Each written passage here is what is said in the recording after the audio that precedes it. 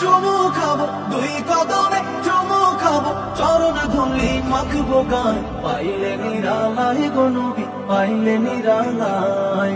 যে পাইলে নিরালায় গো নবী, পাইলে নিরালায়, এখন তো ভাইরাল গজল এটা বাংলাদেশে। তো নবীরা নিরালায় পেলে, একাকি পেলে কি করতো, এটার বাসনা কবি জাহের করছে যে দুইটা কাজ করতো। এক নম্বরে নবীর কদমে চুমু খেত, আর তার চরণের ধুলি মানে পায়ের ধুলি নিয়ে সেটা চেহারায় এবং গায়ে মাখতো। তা আমাকে একজন মাত্র সাহাবীর নাম বলেন যে সাহাবী নবীর সামনে আবেগ প্রকাশ করেছেন, ইয়া রাসূলুল্লাহ, আপনার একাকি পেলে আপনার পাটা তুলে আপনার পায়ের তলায় চুমু খাবো।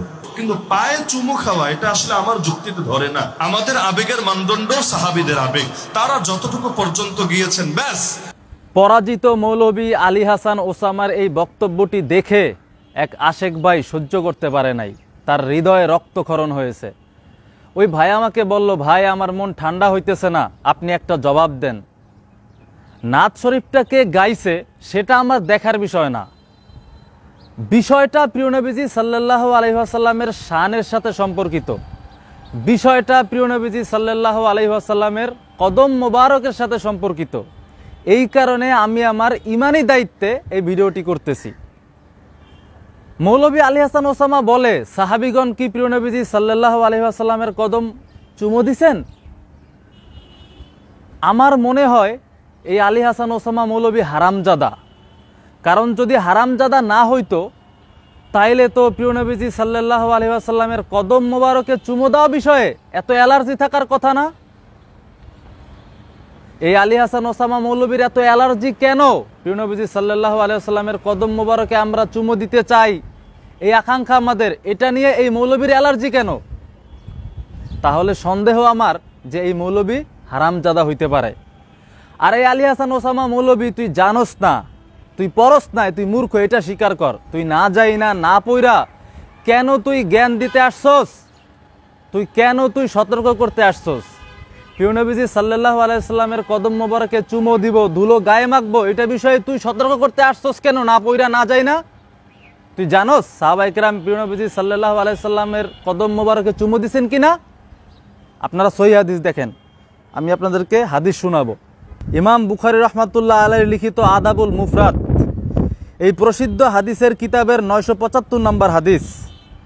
আন্না জাদ্দাহা জারে আবনা আমিরিন ক্বালা কদিমনা ফাকিলা যাকা রাসূলুল্লাহ সাল্লাল্লাহু আলাইহি ওয়াসাল্লাম ফাআখাযনা বিয়াদাইহি ওয়া রিজলাইহি নুকাব্বিলুহা।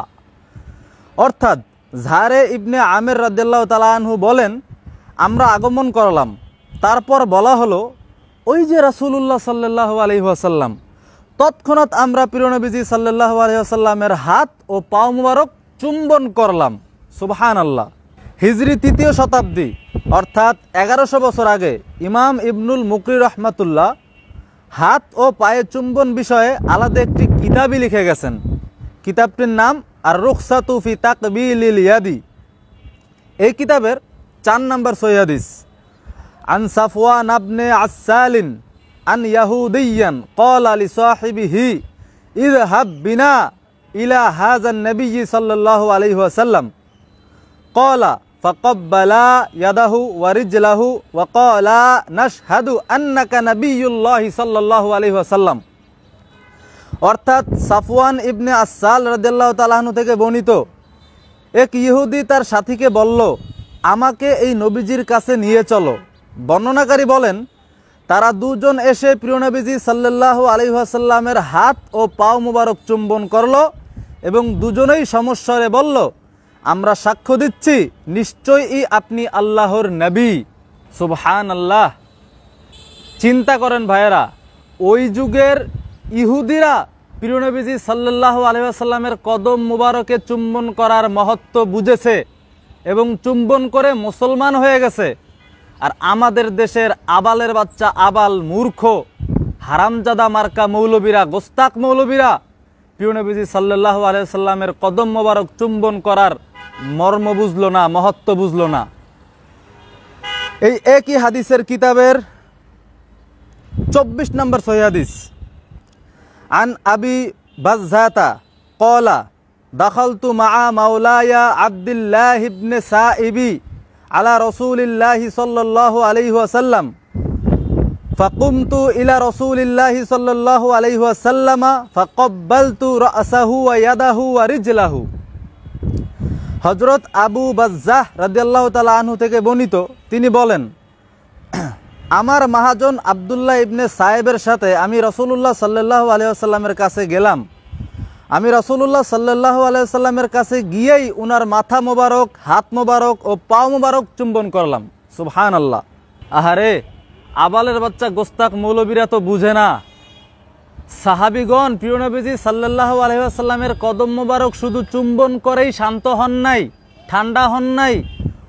সাহাবীগণ প্রিয় নবীজি সাল্লাল্লাহু আলাইহি ওয়াসাল্লামকে সেজদাও করতে চাইছেন, কিন্তু সেজদা করার অনুমতি দেওয়া হয় নাই, কদম মোবারক চুম্বনের অনুমতি দেওয়া হয়েছে।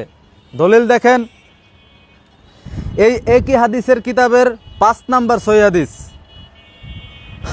আন ইবনে বুরায়দাতা আন আবিহি ক্বালা জাআ আ'রাবিয়্যুন ইলা রাসূলিল্লাহি সাল্লাল্লাহু আলাইহি ওয়াসাল্লাম ফাকালা ইয়া রাসূলাল্লাহি ইন্নী ক্বাদ আসলামতু ফাআরিনি শাইআন আজদাদ বিহি ইয়াকিনান।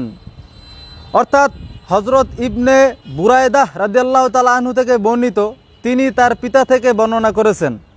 তিনি বলেন, প্রিয় নবীজি সাল্লাল্লাহু আলাইহি ওয়াসাল্লামের নিকট একজন আরবি আসলো।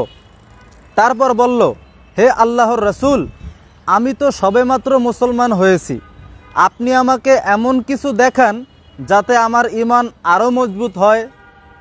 এরপর বিস্তারিত লম্বা হাদিস। ওই আরবি প্রিয় নবীজি সাল্লাল্লাহু আলাইহি ওয়াসাল্লামের এক মহান মুজিজা দেখলেন।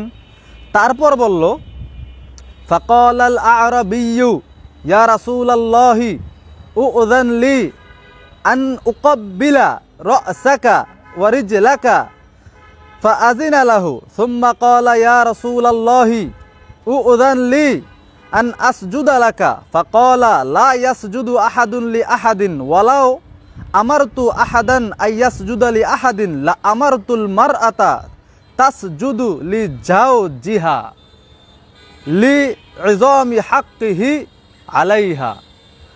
অর্থাৎ আরবি বলল, ইয়া রাসূলুল্লাহ সাল্লাল্লাহু আলাইহি ওয়াসাল্লাম, আপনি আমাকে অনুমতি দিন, আমি আপনার মাথা মোবারক ও কদম মোবারক চুম্বন করতে চাই। প্রিয় নবীজি সাল্লাল্লাহু আলাইহি ওয়াসাল্লাম তাকে অনুমতি দিলেন। তৎক্ষণাৎ ওই আরবি প্রিয় নবীজির মাথা ও কদম মোবারক চুম্বন করলেন।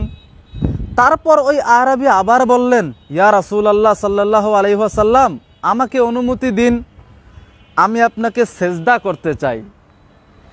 তখন প্রিয় নবীজি সাল্লাল্লাহু আলাইহি ওয়াসাল্লাম সেজদার অনুমতি দিলেন না এবং বললেন, যদি আমি সেজদা দেওয়ার অনুমতি দিতাম তাহলে নারীদেরকে আদেশ করতাম তাদের স্বামীকে সেজদা দিতে। সুবহানাল্লাহ। ভাইয়েরা, চিন্তা করেন, সাহাবীগণ শুধু প্রিয় নবীজি সাল্লাল্লাহু আলাইহি ওয়াসাল্লামের কদম মোবারকে চুমা দিয়েই ঠান্ডা হন নাই, সাহাবীগণ প্রিয় নবীজি সাল্লাল্লাহু আলাইহি ওয়াসাল্লামের কদম মোবারকে চুমো দেওয়ার পরে সেজদাও করতে চাইছেন, সেজদা করার আকাঙ্ক্ষা করছেন। আমরা তো প্রিয় নবীজি সাল্লাল্লাহু আলাইহি ওয়াসাল্লামের কদম মোবারকে চুমো দেওয়ার আকাঙ্ক্ষা করছি, ধুলাবালি গায়ে মাখার আকাঙ্ক্ষা করছি নাতের মাধ্যমে। আমরা যদি সেজদা করার আকাঙ্ক্ষাও করতাম, এটাও দোষের কিছু ছিল না, কিন্তু আমরা সেজদা করার কথা বলি না কেন? কারণ প্রিয় নবীজি অনুমতি দেন নাই, সাহাবায়ে কেরাম সেজদা করেন নাই, এজন্য আমরা সেজদার আকাঙ্ক্ষা করিও না। কিন্তু আমরা যদি আকাঙ্ক্ষা করি, আকাঙ্ক্ষা করাটা ভুল হবে না, সেজদা করলে ভুল হবে, কিন্তু আকাঙ্ক্ষা করাটা ভুল হবে না। সাহাবায়ে কেরাম চাইছেন, আকাঙ্ক্ষা করছেন প্রিয় নবীজিকে সেজদা দিতে, প্রিয় নবীজি অনুমতি দেন নাই। মনে পড়ে যায় বাদশাহ হেরাকলের কথা। সহিহ বুখারী শরীফ যারা পড়ছেন জানেন, কিতাবু বাদিল ওয়াহি এই অধ্যায়ের একটি বিস্তারিত 3 পৃষ্ঠা ব্যাপী দীর্ঘ হাদিস।